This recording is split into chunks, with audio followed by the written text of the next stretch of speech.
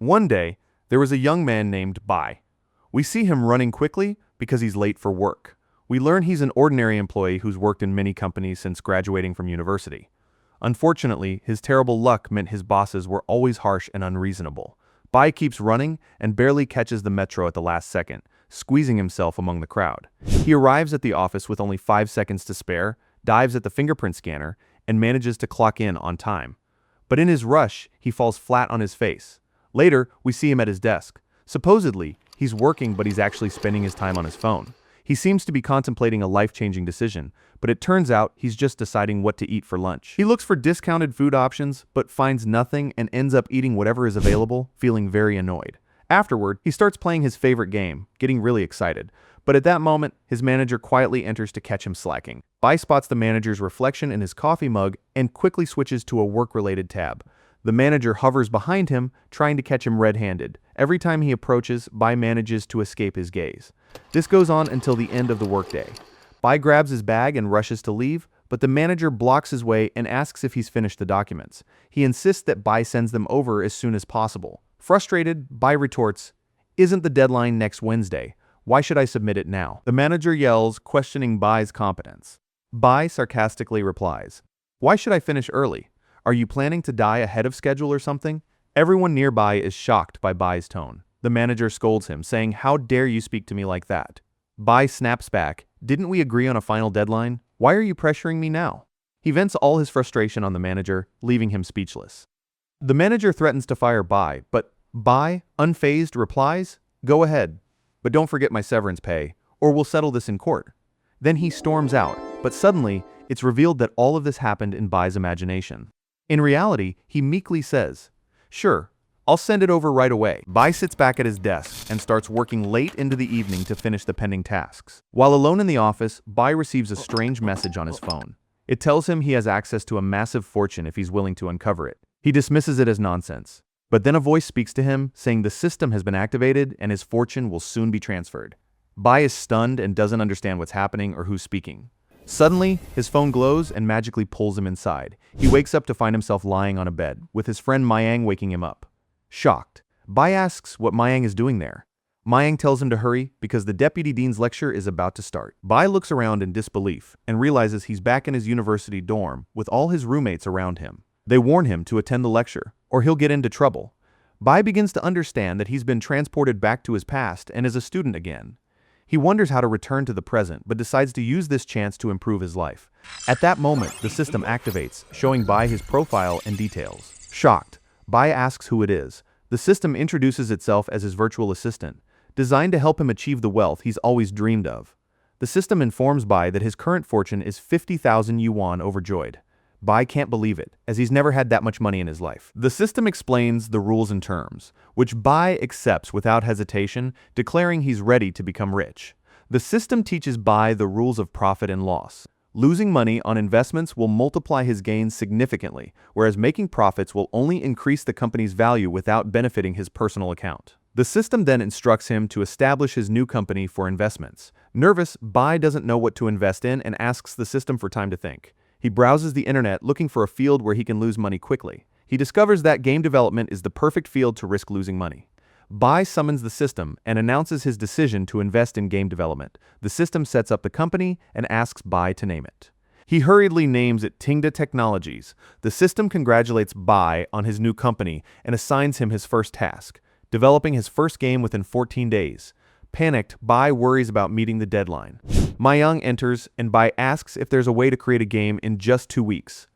Mayang introduces Bai to a website called Esro, which is used by developers with no programming skills to create games. He explains the platform's features, which excites Bai. He rushes to the library to use the computers and explore the site. He finds templates on the site suitable for creating a failing game, but is shocked by how expensive they are. He doubts he can create a game with just 50,000 yuan. Finally, he finds a decent template for 20,000 yuan, which includes free car models. He immediately subscribes to it and begins creating the game, spending all 50,000 yuan in the process. Bai spends hours tweaking the game's design to make it as boring as possible, hoping no one will like it. He sets the game's price absurdly high so that no one buys it and uploads it online immediately. The next day, Bai monitors the progress of his game online and feels relieved that no one has bought it so far. Mayang enters the room and hands him his meal, which is eggs with tomatoes. Their other friends come into the room, happy that there are no lectures today. They decide to play online games together and ask Bai to join them. But he declines, saying he didn't sleep well last night and needs to rest. Bai watches Mayang playing and laughs because Mayang still doesn't know how to play properly, just like before. Bai then heads to his bed to rest for a while. Mayang asks if their noise is bothering him. Bai replies that everything is fine and even says he missed their loud chatter. We learn that after graduating and starting work, Bai had bought all the games he ever wanted but never had the time to enjoy them. Now he feels lucky that everything has changed and he can relax whenever he wants. However, he thinks about how to lose the money invested in his game so he can earn a massive reward from the system. The scene shifts to Xiao, the country's most famous content creator, known for his videos reviewing gaming experiences. We see him sitting in his messy room due to his carelessness. He searches for a new game to try and buys game. The Lone Desert Road appears before him, finding the game a bit strange but intriguing. Xiao decides to play it. As soon as he starts, the game jumps right into gameplay. Initially, he enjoys it, but loses quickly when distracted, determined to win. Xiao picks up his controller and plays with enthusiasm. However, after hours of playing, he loses multiple times due to boredom. Frustrated, he focuses harder this time, playing continuously for 8 hours until he finally wins. Excited for the reward after all his effort, a message pops up saying, "Your prize is that you've wasted 8 hours of your precious time." Furious, Xiao rants about the game and curses it. The next day, Bai attends his lecture and summons the system to ask about his game's data. He sees that only a few players have downloaded it and feels relieved. He asks if any profits have reached his account. The system replies that unfortunately no revenue has yet been credited to the company. At this point, Bai overhears students talking about Xiao, the content creator who played a boring game for 8 hours and criticized it. He hears them saying they want to try the game themselves to see if his claims are true. Realizing they're talking about his game, Bai panics, fearing others might also play it and start enjoying it. He rushes to his room to make the game worse, and even more boring. Upon arriving at his room, he is shocked to see that social media is buzzing about his game, calling it incredibly boring. Bai logs in to change the game's description, making it sound even worse, and apologizes to users, saying the game is terrible and boring. He even offers refunds for those who want their money back. At this moment, Bai is stunned by the players' reactions as they forgive him and say they'll give the game another chance. Not only that, but his friend Mayang also starts playing the game, leaving Bai in complete shock. The system screen appears, showing Bai that only 7 days remain before the deadline. The scene shifts to Mr. Lee, the owner of the largest gaming company in the country. He discusses Bai's game with his secretary, noting how it has caused quite a stir lately. He tells her they must take control of the game and make it theirs, just as they dominate the gaming market in the country. She reassures him, saying it won't be a problem, and that they'll acquire it just like the other companies they've taken over before. Bai loses hope that his company will lose money and go bankrupt, so he searches online for ways to lose money. To his shock, all search results are about making money instead of losing it, which makes sense since no one would actively look for ways to lose money. What an idiot, Bai thinks. He then heads to the rooftop and talks to the system, discovering that over the past 2 weeks his game has sold more than 200,000 copies, earning about 70,000 yuan in revenue. The net profit during this period is around 300,000 yuan. Bai feels very upset, but the system congratulates him on his game becoming one of the top 10 games in the world. The system informs Bai that the money in the company's account is still below the minimum threshold for withdrawal, so he will receive an additional bonus. As always, Bai gets excited upon hearing the word money. However, he feels sad because the more money he earns, the harder it becomes to lose it. It becomes clear that Bai is upset about having all this money because it belongs to the company account, meaning he can't use it for personal purposes. He wishes he could transfer the money to his personal account. The system then informs him that the second round has started, and this time he has 30 days until the round ends. Bai begins thinking of a way to lose the 300,000 yuan before the 30 days are up. Mayang shows up and tells Bai that there are no lectures today either, and invites him to play games with them. Bai agrees, and his friends are thrilled to have him join this time. They start playing, and it's revealed that Bai is so skilled at this game that by the end of the match, he achieves 11 kills on his own. They all start arguing with Mayang because, as usual, he's the reason they lost. Even Bai gets mad and yells at him, calling him the worst person in the world to play this game with. At that moment, Bai gets an idea on how to lose the money. He tells Mayang that he needs someone like him to complete his mission. Mayang is confused, unsure whether Bai is complimenting or insulting him. Bai sticks to Mayang all the time, and his strange behavior frightens Mayang. Bai explains that he's developing a new game. Mayang is surprised and asks if Bai got the inspiration from the popular game going around these days. Bai dismisses the question, saying it doesn't matter. What's important is that he needs Mayang's help to develop the new game. Mayang replies that they're best friends and all, but creating a new game requires a lot of money, and both of them are practically broke. Bai reveals that he's already developed a game and made a lot of money from it. Mayang asks him how much money he has now. Bai replies that he has about 300,000 yuan. Mayang is shocked and falls to the ground, asking what kind of game made him that much money. Bai tells him it's the Lone Desert Road. Mayang is stunned and exclaims, "You're the creator of that ridiculous game." Mayang keeps praising Bai until Bai gets fed up and tells him to stop. Bai reassures him not to worry if the new game fails. He's totally fine with that. Bai also makes Mayang promise to keep their secret, and Mayang agrees, heading straight to the library. Mayang returns to Bai's room later, with a large pile of books, saying they need to study thoroughly to make their new game. Bai tells him they're just creating a simple game, so there's no need for all these books or even learning programming. It's better to use the SRO website. Mayang insists that he'll study to live up to the responsibility and create the best game possible. At night, Mayang opens a book but falls asleep immediately after glancing at it. Bai feels delighted with Mayang's neglectful attitude, thinking it's bound to help him lose all the money this time. He goes to sleep feeling incredibly happy. The next morning, Bai checks his game's ranking among other games and finds it's still at the top. He keeps brainstorming ideas for his new game, which he hopes will cause him to lose all his money. He decides to create a mobile game, thinking it might help him lose money this time. He opens a design website and searches for the most popular games, discovering that card games are trending. He spends time studying these games to understand their concepts, and eventually finds a very successful game. He tries to replicate it poorly, so the game will fail, allowing him to lose all the money. Bai wakes Mayang to start working on the project, feeling very excited. Mayang is clueless about what Bai is doing, so Bai explains that he's investing all his money to create the greatest card game in history. Mayang asks what his role is in all of this. Bai takes him to a restaurant for food and tells him that his job is to write a story similar to the Tale of the Three Kingdoms. Mayang is surprised and questions whether Bai is serious, pointing out that this could anger fans of the Tale of the Three Kingdoms. Bai internally thinks this is exactly what he wants to happen, but outwardly tells Mayang that all great inventions were doubted at first, so they must boldly pursue their new paths. Mayang agrees but admits he's never even heard of the Tale of the Three Kingdoms, so he doesn't know how to replicate it. Bai is thrilled, thinking Mayang is sure to mess it up. He tells Mayang that's perfect because it'll allow him to be creative without being influenced by the original story. Encouraged, Mayang starts telling Bai his ideas for the story, which are completely off track. Bai is overjoyed and tells Mayang he's a genius. The scene shifts to Mr. Lee in his car. His assistant informs him that the game, The Tale of the Three Kingdoms, is losing players over time. After analyzing the situation, the assistant discovers the issue is the low drop rate of rare cards in the game. Mr. Lee dismisses the concern, saying the lower the drop rate, the more exciting the game becomes for players. He tells his assistant to leave the game as it is. Frustrated, Mr. Lee loses his temper and fires the assistant on the spot. We return to Bai and Mayang, where Mayang keeps coming up with brilliant ideas for their game to succeed. However, Bai rejects all of them, because of course, he wants the game to fail so they can lose money. Bai gives convincing reasons for rejecting these ideas, and they end up arguing in the boat until the boat's captain falls into the river. They begin working on the game, starting with designing the cards. They agree to hire an artist to draw the cards and conduct an online interview with him. They settle on everything, including the price.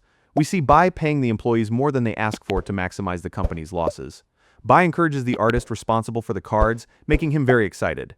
The meeting ends on a high note. Bai tells Mayang that he'll be responsible for receiving the cards from the artist. Mayang, who found the artist to be arrogant, reassures Bai, saying, "Leave it to me." He plans to put the artist in his place. Bai relaxes on the balcony, thinking that the company is surely doomed now since the introverted artist is drawing the cards, and the person managing him is lazy and incompetent.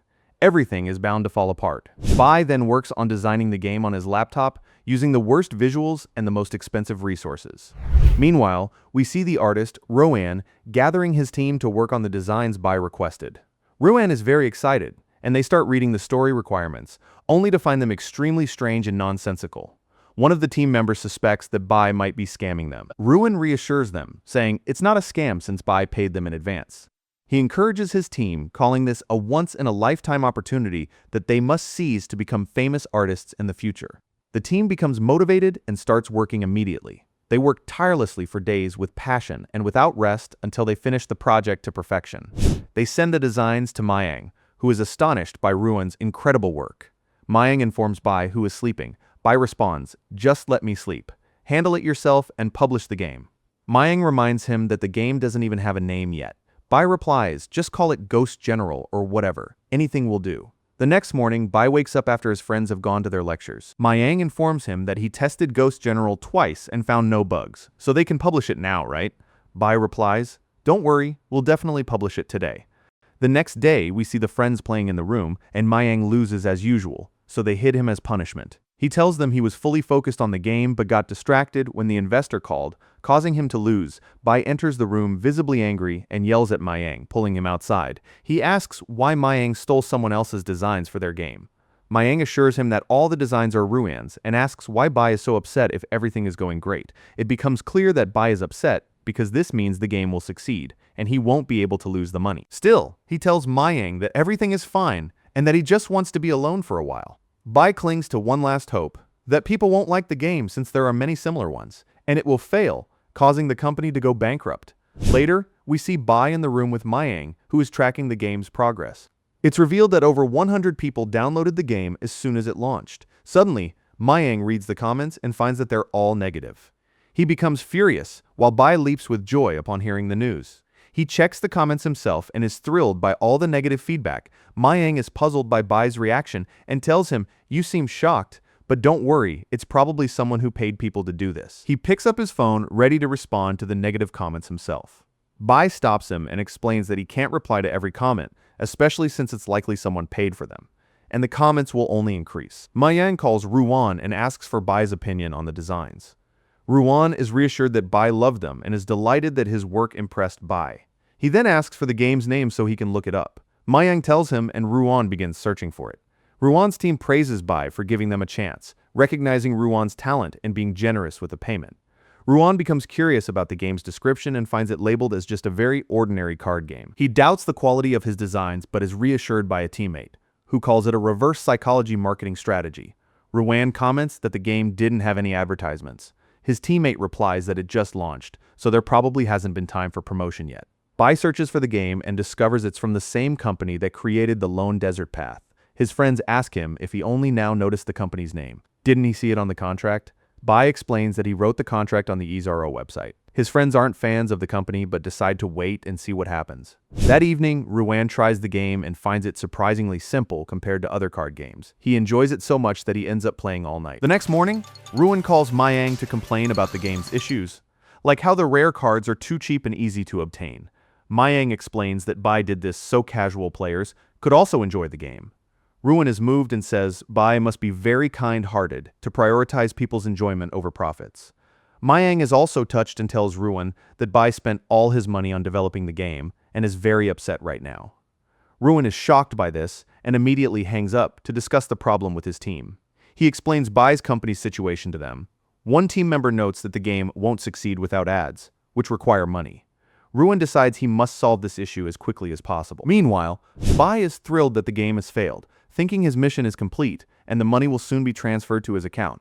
But Mayang suddenly bursts in, announcing that they've finally become rich. Bai is stunned and doesn't understand. Mayang explains that their game surpassed 10,000 downloads in a single day. Bai asks how that's possible without any ads.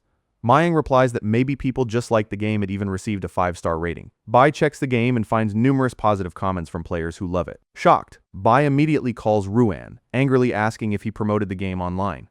Ruan happily replies that it's the least he could do. It's revealed that Ruan asked his friends in chat groups to write positive comments about the game to promote it. Ruan even requested everyone he knew to help spread the word since Bai has social anxiety. Bai is furious with Ruan for his actions, as this ruined his plan to lose the money after the company went bankrupt. But he forces himself to thank Ruan for his help in promoting the game, though he falls into another bout of despair. The scene shifts to Mr. Lee, whose assistant informs him that Ghost General is likely to surpass their game. The Three Kings soon. Mr. Lee realizes that Bai's company has been challenging him intentionally from the beginning, as evidenced by imitating their game and even surpassing it. Mr. Lee instructs his assistant to ensure they acquire Bai's company as quickly as possible. Later, we see Bai at school, hearing that his game received the highest rating online and that they want to honor him. He sneaks into the bathroom to ensure no one is around and calls customer service, requesting the game be removed from the rankings because he doesn't deserve the recognition. The system appears to him and informs him that this violates the rules, warning him of punishment. Bai panics and ends the call immediately. He then asks the system to change the profit allocation so that the money goes directly into his account instead of the company's. But the system refuses and disappears. As Bai walks around thinking about what to do, the system reappears on the ground and informs him that the 30-day deadline is ended. It announces the start of a new mission with a 90-day countdown and reveals that the game has earned 200,000 yuan in just 2 weeks. Bai discovers that the money transferred to his personal account is only 2,147 yuan out of all these huge earnings. Frustrated, Bai exclaims, "You're raking in all this money off my back and only giving me a tiny fraction." The system explains the new mission. Bai must invest around 500,000 yuan in a new venture within 90 days. Bai wonders how he'll lose all this money, especially since his 2 silly games are still generating significant daily profits. Meanwhile, Mr. Lee orders his assistant to acquire Bai's company by any means necessary, no matter the cost. The scene shifts back to Bai, sitting on the school field, brainstorming ways to lose all this money. Mayang calls him, informing him that Mr. Lee's company wants to buy their company. Bai gets excited and is about to agree, but the system prevents him, so he has to refuse. Mayang is puzzled and tells Bai how much they're offering. Despite this, Bai still declines and almost starts crying. Mayang informs him that they increased the offer by another 50,000 yuan, then added another 50,000 yuan. With every increase, Bai becomes more devastated. Finally, Mayang mentions that the company is willing to invest their money in Bai's company instead. Bai refuses again, saying they already have enough money and even offers to invest in Mr. Lee's company instead. When Mr. Lee hears about this, he's furious at Bai's rejection of all the offers. He mistakenly thinks Bai wants to take over his company, especially after offering to invest in it. Feeling insulted and humiliated, Mr. Lee vows to destroy Bai completely. Bai takes Mayang out for a fancy meal to celebrate their earnings, but it's clear Bai is deeply upset. Mayang asks him why he's so sad despite all the money they've made. Bai internally thinks about how his own salary from the company is only 1,000 yuan, even though he's the CEO, while Mayang, just an assistant, earns 3,000 yuan. What's there to celebrate about that? He wonders. Mayang tries to cheer him up by buying him a meal, but Mayang is shocked by the bill and doesn't have enough money to pay. Just as he's about to stick Bai with the bill, Bai ditches him and runs outside. Bai calls the system and asks it to cover their daily expenses. The system agrees, so Bai reassures Mayang, who's tied to his chair, that he can eat as much as he wants. Later, Bai sees a news report on TV about technology and innovation. Mayang suggests they create a large advanced game instead of these simple ones. Bai likes the idea because it means hiring many employees, which would allow him to spend all the money on their salaries. When Mayang asks about the new game's concept, Bai responds the game doesn't matter right now. The important thing is expansion and blowing through lots of money. Bai starts listing the things they'll need for a big company and asks Mayang if he knows how to manage one. Mayang admits he doesn't, so Bai suggests finding someone who can and heads to a recruitment agency with Mayang to hire a new manager for their company. The scene shifts to Mr. Zhou's office, where Lin, an employee, hands in her resignation. Mr. Zhou is surprised and asks why she's leaving. Lin explains that working there won't help her achieve her dreams, and that staying would just be a waste of time. She thanks him for his support and leaves. Bai and Mayang arrive at the agency.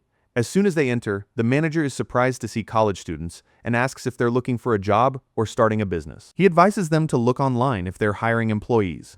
Bai insists that he needs someone excellent to help manage his company and trust the agency's decision, which is why they came.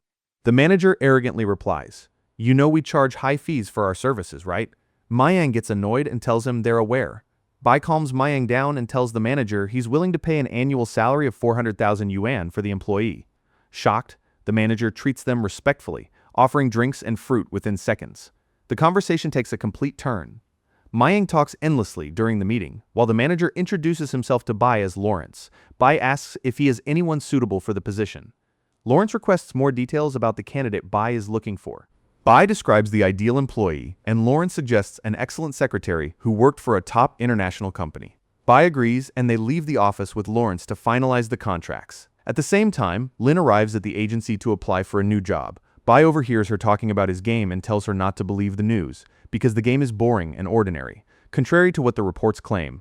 Lin gets irritated and responds, "You don't understand anything. The goal of this company isn't to make money, it's to innovate." Bai leaves her and walks away. Lawrence bids Bai farewell, assuring him that the new secretary will join them the next day. Lawrence returns to Lin and asks about the job she's seeking. Lin says she wants to know if there are positions available at Mr. Bai's game development company. Lawrence informs her that the person she was just speaking to is Bai himself. Lin is stunned and rushes outside, but by the time she gets there, Bai is already in a taxi and gone. The next day, Bai meets the secretary, Shin, at a cafe for a job interview. He warmly welcomes her and asks her to sit down.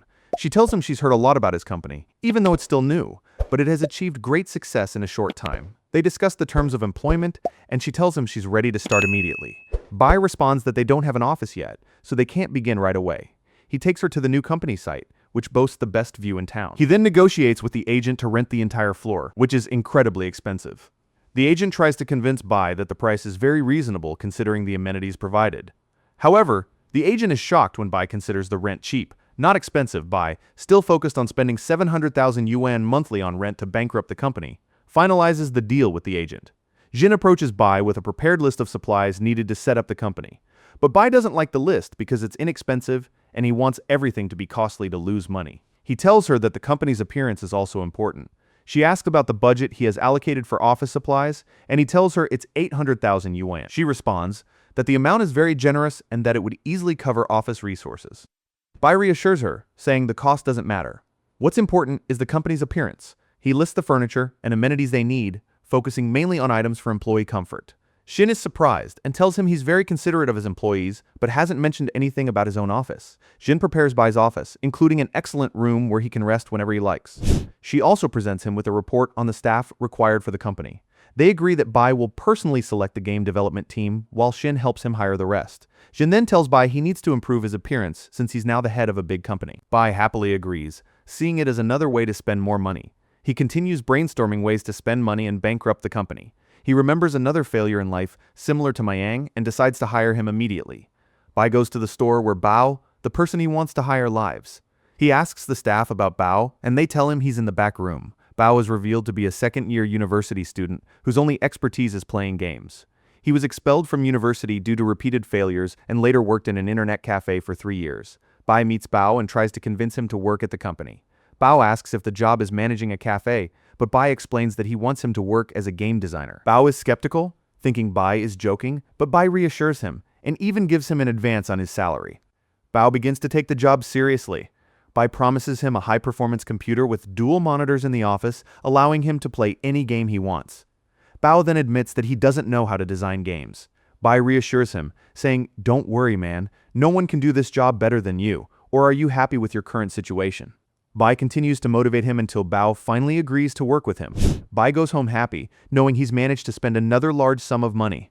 Only 2 weeks have passed, and he believes hiring the incompetent Bao will certainly lead to the company's downfall. The next morning, Bai is late for the interviews to hire new staff for the company. He arrives to find one person nervously waiting for his turn. Bai asks, "Are you here for the interview?" The man replies, "Yes, and you." Bai doesn't respond, leaving the man more anxious. At that moment, the man's current boss approaches him rudely and asks what he's doing there. The boss mocks him, saying the company's standards are high and he'll never be accepted. The man explains that he's on his lunch break and just visiting. The boss sarcastically remarks, "You even have time for lunch. Get back to work." Bai observes all this and enters the elevator with the man. Bai asks, "Is that your colleague?" The man responds, "No, he's my boss, the lead designer at the company." He then whispers, "I can't believe my boss secretly applied for a job here too." Bai reassures him, saying, "Don't worry, there's no way we'll hire him." The man is confused and asks, "If you won't hire someone with such a great resume, then who will you hire me?" Once inside, the receptionist warmly greets Bai, surprising the man when he realizes Bai is the owner of the company. During the interview, the man suddenly wants to leave. Bai asks why, and the man replies, "You're hiring me." "Really?" Bai confirms, "Of course. Now tell me what's your expected salary." The man requests 2,000 yuan per month. Bai laughs and says, "That's not possible. Let's break it down. You spend 1,000 yuan on rent, 800 on food, plus expenses for clothes and transport. Your minimum monthly expenses are 3,000 yuan, so your salary should be 4,000. The man is overjoyed and promises to dedicate his life to the company. Bai agrees that the man will start after submitting his resignation to his current job. Later, Bai decides to rest, but Shin interrupts, saying a woman insists on meeting him for a job interview. Reluctantly, he agrees, and Lin enters. Her persistence convinces Bai to hire her, and he ends the ordeal to save himself the hassle. We see Bai's friends at the dorm, worried about him since he hasn't returned for a while. They ask Mayang about him, and he nervously tells them that Bai is working part-time with him. But it's a night shift, so he rented a place outside for now. The friends get distracted, playing cards, and marvel at how amazing the game is. Mayang sneaks away at that moment and falls asleep immediately. The scene shifts to Bai's company, where the employees are confused about their situation. Bai hasn't assigned them any tasks. All they do is play games all day. Lin tells them that Bai is making them do this to better understand the user's perspective. By playing as many games as possible, they'll gain knowledge to create excellent games later. The team starts brainstorming ideas for a new game to prove they're up to the task Bai has given them. But Bao points out that Bai hasn't been around for a while to oversee anything. They wonder where Bai is, but he spends his time in his private room doing nothing but relaxing. He observes them through cameras from his room. At that moment, Bai gets an idea for a new game and heads to the team to consult them. We see Shin dismissing the employees as the workday ends, but they're frustrated that another day has passed without accomplishing anything. Bai arrives at that moment and gathers all the employees. He tells them that he's been thinking about the company's future and wants to make it one of the biggest gaming companies in the country from now on. There will be no more silly games. The next game will be a war game, and he asks if they're up for the challenge. Bai motivates the entire team until they're filled with enthusiasm. He tells them to take it easy. He's not asking for a masterpiece, just for them to put their best effort into the game. Bai takes Sibo and Bao to the meeting room, seating them in massage chairs to relax. He explains the elements he wants in the new game, such as controls and the basic storyline. Sibo is very anxious, doubting their ability to execute these ideas since they're all beginners. But Bai reassures him, encouraging him and making him the lead designer of the game, with Bao as the project supervisor. Bai relaxes with them on the massage chairs. When the workday ends, Bai leaves the company and notices everyone has gone home except Bao, who's still playing games. Bai leaves him alone and walks away. However, Sibo hides, intending to work overtime to create the best storyline design and live up to the responsibility Bai has given him. Sibo and Bao work late into the night, eventually coming up with a brilliant idea, using minimal resources to produce the best results. The same strategy used in the company's first two games. Bao begins to visualize the game for Sibo. It turns out to be an amazing concept, with a storyline involving battling zombies on an oil rig in the middle of the ocean. Sibo and Bao imagine themselves playing the game, enjoying it immensely. Sibo tells Bao he's incredible. They keep working until morning, but Mayang catches them in the morning and asks if they worked overtime. They evade him and sneak away. Days pass, and Sibo keeps staying up late working every night. Bao tells him he doesn't have to work overtime every day, but Sibo replies that there's too much work, and he has to finish it because the time Bai gave them isn't enough to test the modifications too. Sibo sits with Bao to gain some gaming expertise, and Bao explains the designs of all the games he's played. However, Sibo is astonished and doesn't understand anything, so Bao searches for a game similar to what he has in mind to help Sibo understand. Meanwhile, Mayang keeps watching them from a distance and confirms that they're working overtime every day. The next morning, Bai and Mayang attend a lecture at the university. Bai is eager for the lecture to end and feels extremely bored. He gets a message from Sibo saying he has finished the game design framework and is just waiting for Bai's approval. Bai is amazed by how quickly they've completed their tasks and wonders what he'll do. If the design turns out good, it would actually be a problem for him. Then Mayang tells him that Sibo has been working overtime every night, which annoys Bai, who says that's why he managed to finish early. Bai asks Mayang to join him at the library, and they sneak out of the lecture. But Mayang says, I saw Sibo at the office, and he wasn't even working. On the contrary, he was just playing games. Bai gets excited and says, why didn't you say that earlier? And they return to their seats in the lecture hall.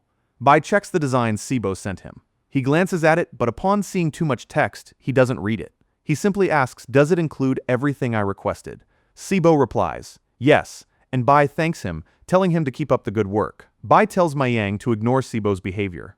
Mayang is surprised and asks how. All he does is play games. Bai tries to explain that playing games is actually part of the company's work.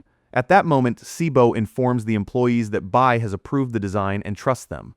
He asks everyone to work even harder. The employees channel all their energy into work, day and night, feeling extremely motivated. Meanwhile, Bai spends his time completely relaxed, checking the system for profits and losses. He notices that the company is spending a large amount, but there's still a lot of money left, and he doesn't know how to use it all. Mayang approaches Bai and informs him that it's not just Sibo playing games after work the whole company does, even after work hours. He also tells Bai that everyone except them isn't doing overtime. He adds that this breaks the rules. Bai starts thinking about how to take advantage of this opportunity to spend as much money on them as possible. Mayang is surprised, but Bai explains that since the employees are sacrificing their health by working overtime for the company, it's their responsibility to ensure their health and comfort. The next day, Bai visits the company and Sibo shows him what they've accomplished lately. At that moment, a food service arrives with all kinds of luxurious meals.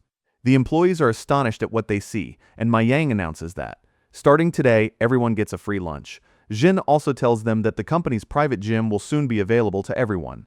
Sibo is surprised by Bai's actions and asks Lin why Bai is doing all this. Lin replies that Bai is a kind boss, the kind you only find in stories. Sibo responds that Bai gives them amazing benefits, which must mean he wants them to work even harder, even though he's banned overtime. The team decides to secretly work overtime to surprise Bai, but they're surprised themselves when they receive a pay raise for the overtime they worked. Lin tries to reject the extra pay on behalf of the employees, but Bai convinces her as usual. She informs everyone that Bai refused to take back the extra money. Bai continues thinking about how to spend even more money. Meanwhile, the employees outside are praising Bai, saying he trusts them so much that they must work even harder and never disappoint him. Mr. Lee, meanwhile, contacts other companies to create trouble for Bai's company. He also instructs his assistant to offer the best deals to Bai's employees to lure them away. Back at Bai's company, Bao is overwhelmed with the workload as the employees wait for his instructions. Sibo steps in to help and distributes the tasks among the employees. Just as each employee heads to their station to complete their assigned tasks, their phones ring simultaneously. They all receive excellent job offers.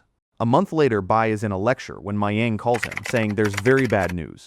Mayang informs Bai that a rival company is trying to poach all their employees. Bai rushes to the office but encounters the annoying Mayang on his way, which stresses him out even more. Bai enters the company and finds chaos everywhere. He imagines that the employees have betrayed him and joined the rival company. Suddenly, Bai notices the employees behind him. He is surprised and says, "You haven't left yet." They reply, "Leave, where would we go? Work hours haven't even ended yet." Then the annoying Mayang blurts out, "Didn't you all agree with the rival company?" Shin responds that the rival company offered deals to all the employees, but everyone rejected the offers. Of course, Mayang is shocked and asks, "Why did you refuse the offer?" Sibo replies that everyone is happy working here with Mr. Bai. The employees continue praising Bai for everything he's done for them, expressing how much they love and feel comfortable in the company. Bai is touched by their words and says, "I knew you'd do that, but where were you? What's with all this mess?" Sibo explains that they were testing the game before its release, and the mess is due to their excitement about how amazing it is. Bai is astonished that they've actually finished the game. They all go with Bai to the presentation room to show him the game. Bai is speechless, amazed by how great it is. He starts to worry about how excellent the game is and that they managed to create such a masterpiece. Sibo suggests tweaking a few parts of the game to make it perfect. Bai is surprised that they finished the game a month early to allow time for adjustments and fixes during the remaining period. Bai starts brainstorming ways to stop them from improving the game too soon. He tells them they'll celebrate completing the game first. At that moment, Shin enters and tells Bai that someone wants to meet him. Mr. Lee's assistant walks in, and everyone is surprised to see him. Bai is shocked that everyone knows this man except him. Sibo explains to Bai that this is the man who tried to recruit them to Mr. Lee's company. The assistant is nervous and worried that Bai might hit him or throw him out. However, Bai welcomes him. The assistant thanks Bai and says he's leaving Mr. Lee's company to work for him, as he's determined to do so after seeing all the benefits Bai offers his employees. The assistant begins revealing everything Mr. Lee has done to try to take over Bai's company. The employees are visibly upset and angry with the assistant. Bai tells the assistant that his company is for game development only, and there's no suitable position for him. Bai then asks Shin to escort him out later. The employees are at the company gym, praising Bai as usual. Lin suddenly announces that she'll visit the rival company to learn more about Mr. Bai's role in advancing the gaming industry. Bai overhears Lin talking about visiting the rival company. He decides that they should all take a trip to the rival company's headquarters. They go, enjoy a meal, and then arrive at the rival company, where they are shocked to find that the company owns the entire building. Unlike their single-floor office, the rival company's secretary greets them and guides them to Mr. Chu's office. Mr. Chu welcomes Bai, but it's clear the two can't stand each other. Bai is amazed by the company, so Chu boasts about it, saying, "I'll show you games you can't buy anywhere, no matter the cost." The rest of Bai's team enters and starts mocking the rival company, saying it's far inferior to their own. Chu overhears their comments and is furious but hides his anger as they can't see him. Bai tries to silence his team, but it's no use. Lin assures him that the room is soundproof, so there's no need to worry, and they can talk freely. At that moment, they notice Chu in the room, and Lin freezes in place. Chu greets Lin when he realizes she's with them. He calls in his employees for a meeting between the two companies. The teams from both companies sit in the hall, and Chu's team welcomes Bai's team. Mayang begins asking Chu about his employees' rights and salaries, highlighting the benefits Bai's company offers, such as overtime pay, which isn't available anywhere else. Chu is embarrassed, and his assistant tries to change the topic. She attempts to humiliate Lin by mentioning that she worked on a failed game at their company, which is why she left before Chu could fire her. Chu's employees laugh at Lin. Bai's team encourages her. And Bai says that Lin is talented, plays a major role in his company, and that he's lucky to have her on his team. He asks her to explain the company's mission in game development. Lin begins explaining the purpose of game development at their company, the benefits offered to employees and players, and of course praises Bai as usual. Chu is infuriated by everything happening and decides to deliver an impressive speech himself. Otherwise, he'd look terrible after Lin's presentation, and he finds himself not knowing what to say or do. So he decides to introduce them to their new game. But his secretary catches up with him and says, "Are you crazy?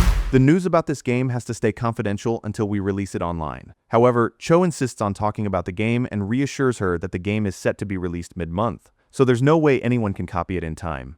He starts explaining the game and how realistic it is, even in the use of weapons, leaving Sibo stunned by its quality, which turns out to be much better than their game. At that moment, he glances at Bai and is surprised to see that Bai is completely unfazed and very confident in their abilities. But Bai is secretly pleased that Cho's company has outperformed them, thinking it'll definitely cause the company to lose money this time. Bai and his team applaud Cho's speech, and for the first time, Cho feels a sense of greatness and importance. The team returns to their company afterward, and Bai grants them a 10-day vacation as a reward for their hard work. But Sibo calls the team and tells them they've done an excellent job, though their game still doesn't compare to Cho's company's game. He reminds them that Mr. Bai offers them benefits unmatched anywhere else, and asks them to use their vacation time to improve the game. The team gets excited and decides to make the game the best it can be. In the evening, Mr. Lee calls Cho and scolds him for not informing him that Bai and his team visited the company today. Cho gets nervous and says it wasn't a big deal, so he didn't want to bother him. Mr. Lee replies and telling them about the new game wasn't a big deal either. Cho explains that he only did it to demoralize Bai's team, but didn't realize it had the opposite effect. Cho reassures Mr. Lee that there's no way Bai's team can do anything with the game in such a short time since there are only 2 weeks left. Mr. Lee gets angry and warns Cho to be careful with Bai because he's not as simple as he seems. Back with Bai's team, they're focused on working, improving, and upgrading the game.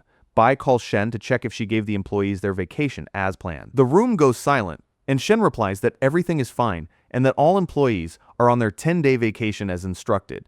Bai says, "All right," and informs her that he'll be busy during this period and won't be able to come to the company. The team continues working on the game, finishing it, and handing it over to Bao for final testing. He praises them, saying it's excellent. A week passes, and we see Bai in his office, reviewing the money spent on the company lately. He's pleased with the large amount spent and starts brainstorming ways to spend even more. He calls Shen and says he wants to arrange entertainment for the team, booking a cinema for them to watch a movie, and spends more money. But Bai is shocked when the movie suddenly transitions into a recorded message from his team, revealing their surprise. He's utterly stunned when they announce that they've developed the game and can release it a day before Cho's team's game. In shock, Bai jumps from his seat, exclaiming that they can't release the game before theirs. The team is puzzled and asks him why, but he can't give an answer. Then the system appears and reminds him he'll receive a penalty if he delays the game's release. Bai, extremely frustrated, holds back his anger and tells them, we should celebrate properly before releasing the game. The team is overjoyed, and Bai organizes an impressive feast for them. Everyone is thrilled. Bai asks Shen, "Didn't you give them a 10-day vacation? How did they finish all this work?" Mayang responds, "You told them their work is just playing games, so it wasn't hard for them to do it during their vacation, right?" This angers Bai, who hits Mayang, saying, "Eat your ice cream and keep quiet." The team then enjoys their celebration, wishing for the game's success, while Bai feels deeply frustrated. Lin notices Bai looking very anxious and assumes he's thinking about the team's future, feeling sorry that they're enjoying themselves while he worries about everyone's future. But in reality, Bai couldn't care less about all that and is solely focused on how to spend money and make the company lose more. Everyone keeps enjoying themselves until they're exhausted and fall asleep, forgetting to release the game. The next morning, Lin rushes to the company and asks if the game was published. Sibo replies that they were all so tired last night that they forgot to publish it. Lin is shocked and asks how Bai reacted when he found out. Mayang replies that he was very sad but didn't show it. The team starts monitoring the game rankings and finds their game at the bottom, unlike Cho's team's game. They keep waiting for any improvement, but it's no use. They realize the game hasn't been marketed at all. They approach Shen and request a budget for marketing, but she tells them Bai might refuse. The team then decides to cover the marketing costs from their own money. We see Lin talking to Bao and Sibo about how to promote the game. She tells them she'll invite the most famous game tester in the country, Mr. Chen, explaining that if he likes the game, it will surely make all players eager to try it. The scene transitions to Mr. Chen in his room, testing Bai's company's new game. At first he finds it strange, but soon he's amazed by it, especially the realistic visuals and the zombie battles. He keeps playing, thoroughly enjoying it, and manages to pass all levels with the help of the virtual character in the game. Afterward, he visits Bai's company to congratulate Lin and the team on creating such an excellent game. He's filled with excitement, and with fans surrounding him, they ask his opinion of the game. Naturally, he tells them how much he enjoyed it, and recommends everyone to buy it. He asks Bao, Sibo, and Lin how they managed to create a simple game with the quality of top international titles. He promises to do a live stream from his page to encourage all players to buy and try the game. We then return to B, who is talking to Mayang at the university about the state of the new game in its ranking. Bai tries to appear deeply upset about the game's failure in front of everyone, but inside he's overjoyed, thinking he'll finally bankrupt the company and transfer all that money to his private account. But poor Bai doesn't get to celebrate for long. He's shocked when Mayang tells him that things have been going well for the past 2 days, and that the game's ratings have finally started to improve. Bai quickly rushes to the company to understand what's happening. He arrives at the company in a hurry, finding everyone sitting calmly. They seem nervous but not excited, so he assumes everything must be fine. Suddenly, all the employees stand up, clapping for him, and tell him that the game has achieved outstanding success. They praise him for his trust in them. Bai is stunned and in complete shock, while the team celebrates, ecstatic with joy. The day ends, and Bai sits in his office, thinking about what else he can do to bankrupt the company. He says he did everything to make the game fail, yet it succeeded in the end. Sibo enters the office and hands Bai a report detailing everything they did to make the game such a huge success. Bai learns that they hired a professional player, Mr. Chen, to give the game massive publicity, and that he even did a free livestream for them.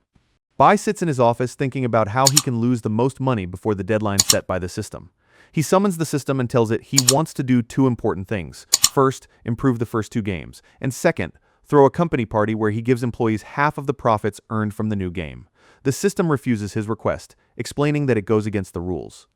Bai tries to convince it, arguing that other companies often spend large amounts of money on employee bonuses. The system responds, dismissing this as mere rumors. Frustrated, Bai feels helpless, wishing he could hit the system. Every time he suggests a way to waste money, the system refuses. However, due to Bai's persistence, the system eventually agrees to allow a small monthly bonus for employees. That evening, Xin enters Bai's office and finds him sitting alone. She asks why he's sitting there by himself, and he tells her that he still has a lot to think about. He encourages her to take a break. She tells him to contact her if he needs anything, but Bai asks her how he could withdraw money illegally. Xin is shocked and tells him it's wrong and he can't do that. Bai convinces her, claiming it's all for the benefit of the employees. Xin reluctantly agrees to help and suggests excuses such as raising employee salaries, giving monthly bonuses, gifts for employees, and other unnecessary expenses. Bai is thrilled by her ideas and tells her that hiring her was the best decision he ever made. Xin continues working on these ideas to waste money and presents her reports to Bai the next morning. Bai takes all the calculations to the system, which reviews and approves them. Bai is overjoyed and takes the team to the mall to buy whatever they need as a reward. Bai hands out shopping cards to the entire team, and they are thrilled, thanking him for his generosity. They all take their cards and head out to shop. Bai takes the team to the most famous smart device store and lets each person buy whatever they like, no matter the price. The more money he spends, the happier he becomes. Even after spending all that money, Bai still wants to spend more. He asks Xin what he could buy for himself, and she suggests he get a watch and a pen that matches suits, as the head of a major company should maintain a proper image.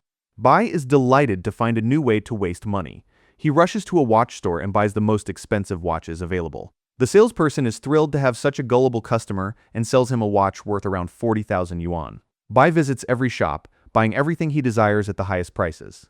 The team is amazed by his behavior, joking that he enjoys shopping more than women do. As usual, Lin defends him, saying that Bai is doing all this not for himself but for the company. She adds that he hasn't even exceeded their allowable budget yet. At this moment, the 90-day deadline for the mission ends. The system displays the results to Bai, and he is ecstatic that he managed to lose an impressive amount of money this time. Bai gathers the team and tells them to meet at the company in an hour for some important decisions he needs to announce. At the company meeting, Bai honors Bao and Sibo for their efforts in creating the latest game and presents them with the Best Employee Award. Everyone applauds them, and Sibo thanks Bai for trusting them, but the team is shocked when Bai suddenly announces Sibo's dismissal from the company. Sibo asks why, and Bai explains that he's doing it to help Sibo achieve his dream. He hands him about 1,000,000 yuan to start his own project. Sibo is overjoyed and faints from sheer happiness. Next, Bai turns to Bao and grants him an open-ended vacation with a fixed salary. He explains that this is to help Bao realize there are many enjoyable things in life besides games. Bao refuses the reward, saying he prefers staying at the office, but Bai insists, convincing him it's also for the company's benefit. In the end, Bao reluctantly agrees. Subo starts packing his things to leave the company, with all the employees bidding him farewell and wishing him success in his future endeavors. Subo avoids saying goodbye to Bai, thinking Bai might be upset and doesn't want to make him angrier. Meanwhile, Bai is overjoyed, dancing in his office. Bai decides not to make any updates to his existing games and immediately starts planning a new project. This time, he resolves to oversee everything himself to ensure the project fails and doesn't succeed like the last one. He informs the team that they'll be creating a sci-fi game this time. Bai passionately pitches his flawed game idea to the team, describing it as if they're part of it. The team gets excited and promises Bai they'll live up to his trust. Just like every other time, days pass and the university vacation begins. Bai decides to take a break from work. Meanwhile, Lin and Love are working hard on the game. Love becomes exhausted from all the recording and working without rest, but Lin scolds him, reminding him they must rise to the responsibility Bai entrusted them with. Eventually, Love gets motivated and works enthusiastically alongside Lin, dubbing the game's characters. The vacation days fly by, and Bai returns to the company where Bao comes to meet him after traveling around the world, just as Bai had instructed. Bao is in bad shape and asks Bai to let him return to work. Bai is puzzled and asks why, pointing out that he has been sending Bao's salary on time. Bao explains that he can't handle traveling anymore, and if Bai doesn't want him back, he'll return to working at an internet cafe. Bai reluctantly agrees to reinstate him. Bao is thrilled and overjoyed to return to work. However, Bai secretly instructs Bao not to help Love with the new project, so Love can gain experience on his own. True to this, when Love asks Bao for help, Bao refuses but reassures him, saying Love will succeed on his own. Later that evening, Bao and Sibo meet, and Bao asks Sibo about his new project. Sibo admits that, unfortunately, he hasn't found any idea worth working on yet. However, he notices the zombie game they made earlier and asks if Bai plans to update it. Bao replies that Bai hasn't, but after playing it a lot, he found several bugs and recorded them in this notebook.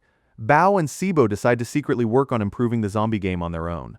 They start enhancing the game in secret. Bai, meanwhile, grows increasingly frustrated trying to figure out who's making these improvements, but he's unable to discover anything. The next day, Ruan comes to the company looking for Mayang to give him sketches of new characters that could be added to the updates for Phantom General. He created these sketches for free.